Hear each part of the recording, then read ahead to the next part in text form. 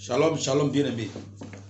Seuls les amis de Dieu peuvent changer la volonté de Dieu en leur faveur devant n'importe quelle situation.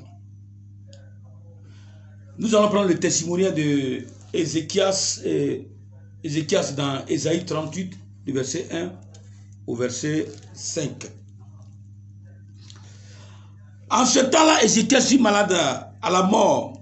Le prophète Ésaïe, fils d'Amon, vint auprès de lui et lui dit: Ainsi parle l'Éternel, donne des ordres à ta maison, car tu vas mourir et tu ne vivras plus. Ézéchias tourna le visage contre le mur et lui fit cette prière: Ô Éternel, souviens-toi que j'ai marché devant ta face avec fidélité et intégrité de cœur, et que j'ai fait ce qui est bien à tes yeux. Ézéchias répandit d'abondantes larmes. Verset 4. Puis la parole de l'Éternel fut adressée à Ésaïe en ces mots: Va et dis à Ézéchias, ainsi par l'Éternel, le Dieu de David, ton père, j'ai entendu ta prière, j'ai vu tes larmes, voici j'ajouterai à tes jours 15 années. Amen, amen.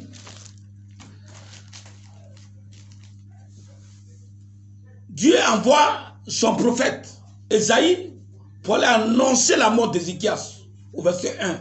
Au verset 5, le même Dieu encore fait retourner Ésaïe dans la maison d'Ézéchias pour lui dire: j'ai vu tes larmes, j'ai entendu ta prière, j'ajoute 15 années à tes jours. Au verset 1, il a dit une chose, au verset 5, il dit le contraire. Mais entre-temps, qu'est-ce qui s'est passé? Ézéchias a simplement rappelé à Dieu qu'il a été son ami, qu'il s'est engagé à être ami de Dieu. Il lui a rappelé ses œuvres. Je rappelle que c'est Ézéchias qui a bâti tous les hauts lieux. Quand son règne a commencé, il a bâti tous les hauts lieux, tous les idoles, et il a obligé les gens à chercher l'Éternel des armées seulement. Donc, il est devenu un ami de Dieu pour ses actions en faveur du royaume des cieux, en faveur de l'Éternel des armées. Et donc, ce sont ces affaires qu'il a rappelées à Dieu. Et Dieu, étant touché, est obligé de se dédier, obligé de régner sa parole. Je vais dire à quelqu'un que seuls les amis de Dieu peuvent amener Dieu à se dédier sur quelque chose qu'il a déjà prononcé. C'est seuls les amis qui peuvent faire ça. C'est pourquoi tu dois être un ami. Cherche à être un ami de Dieu.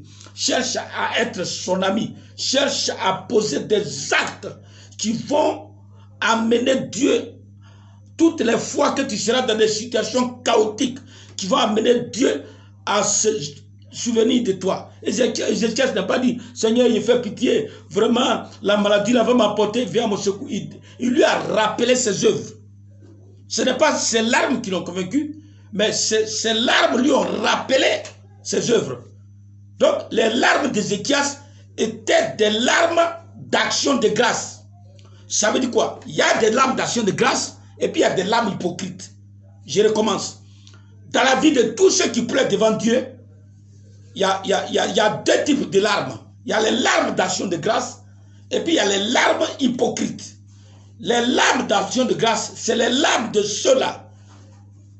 De ceux-là qui ont posé des actes, de ceux-là qui ont montré leur amour inconditionnel à Dieu, de ceux-là qui ont fait des actes de folie, des libéralités de folie vis-à-vis de Dieu. C'est ceux-là, quand ils sont en train de pleurer, c'est leurs larmes que Dieu voit, parce que c'est des larmes qui rappellent leurs actions de grâce, qui rappellent leurs actes de folie. C'est ce qu'il a appelé les larmes d'action de grâce.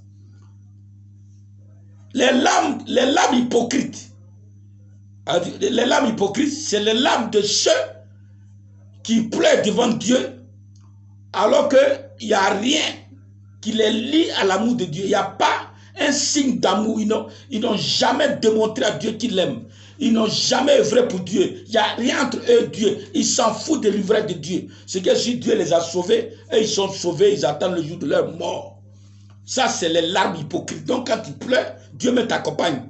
C'est pourquoi les chrétiens amorphes qui ne font rien, qui ne veulent rien faire, du tout ni à l'église, ni quoi que ce soit pour Dieu, ils meurent vite. Dès que le sorcier te réclame, Dieu dit va, en même temps. Puis ce qui te doit, c'est le paradis. Il te doit rien. Il ne te doit rien ici. D'ailleurs, Christ est mort pour le paradis. Christ est mort pour machin. Mais ici, comme tu n'as pas Dieu, tu vas perdre toutes tes batailles. Que tu sois dans un foyer, tu vas pleurer. Que tu sois dans un travail, tu vas pleurer. Que tu sois dans n'importe quel système, c'est tes larmes qui vont couler. Mais tes larmes ne seront pas vues. C'est la mauvaise nouvelle. La bonne nouvelle est que cherche à honorer Dieu. Et quand tu pleureras, tes larmes seront vues. C'est ça la différence entre les larmes d'action de grâce et les larmes hypocrites. Que Dieu vous bénisse abondamment. Que Dieu vous bénisse ce matin. Que la gloire revienne à Dieu. Toi qui as capté ce message, à partir de maintenant, que faut revoir ton statut de croyant, ton statut de chrétien. Est-ce que tu seras du côté comment on appelle, des simples croyants ou bien du côté des amis? Que Dieu te bénisse. Soyez bénis abondamment. Je vous donne rendez-vous encore lundi 25, pour un direct de haut niveau, de profondeur surnaturelle. Que Dieu bénisse. Lundi 25 à 21h GMT. Que Dieu bénisse. Amen.